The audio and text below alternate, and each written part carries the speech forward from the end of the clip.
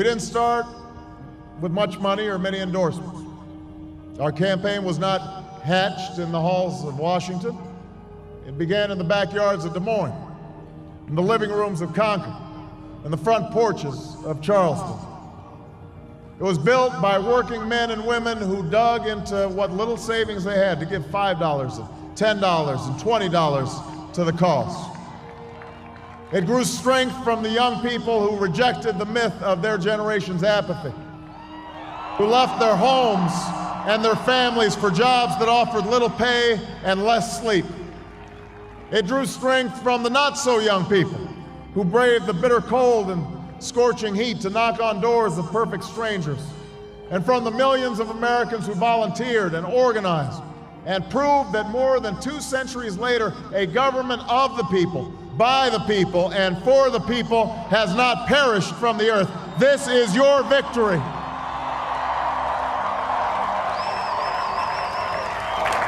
There are mothers and fathers who will lie awake after their children fall asleep and wonder how they'll make the mortgage, or pay their doctor's bills, or save enough for their child's college education.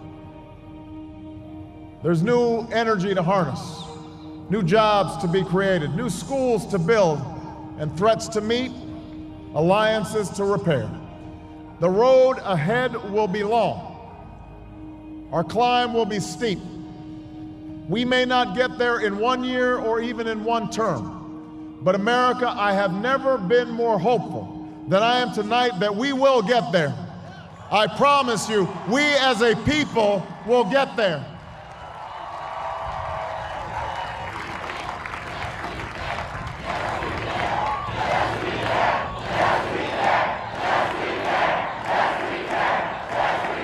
There will be setbacks and false starts. There are many who won't agree with every decision or policy I make as president. And we know the government can't solve every problem. But I will always be honest with you about the challenges we face. I will listen to you, especially when we disagree. And above all, I will ask you to join in the work of remaking this nation the only way it's been done in America for 221 years, block by block, brick by brick, calloused hand by calloused hand. What began 21 months ago in the depths of winter cannot end on this autumn night. This victory alone is not the change we seek. It is only the chance for us to make that change. And that cannot happen if we go back to the way things were. It can't happen without you, without a new spirit of service, a new spirit of sacrifice. So let us summon a new spirit of patriotism, of responsibility, where each of us resolves to pitch in and work harder and look after not only ourselves but each other.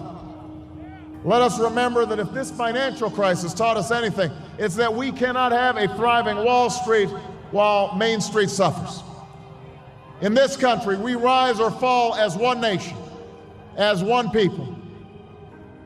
Let's resist the temptation to fall back on the same partisanship and pettiness and immaturity that has poisoned our politics for so long. Let's remember that it was a man from this state who first carried the banner of the Republican Party to the White House, a party founded on the values of self-reliance and individual liberty and national unity. Those are values that we all share.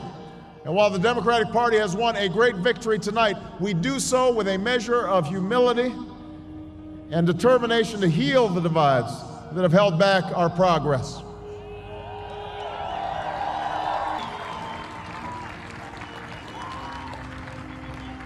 And all those watching tonight from beyond our shores, from parliaments and palaces, to those who are huddled around radios in the forgotten corners of the world, our stories are singular, but our destiny is shared.